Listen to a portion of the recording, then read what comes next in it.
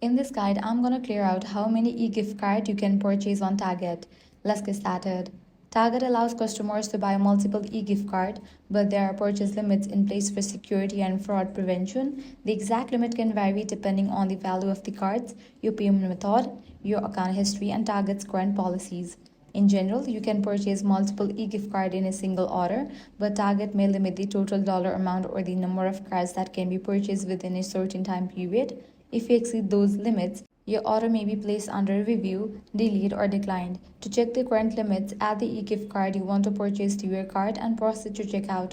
If your order exceeds Target's allowed limit, you'll usually receive a message during checkout or after submitting the order. If you're buying a gift card for your business, event, employee rewards program, or a large group, Target may offer separate options like corporate gift card.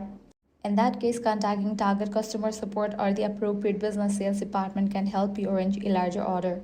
And that's it. If this guide helped you out, do not forget to like, share, and subscribe.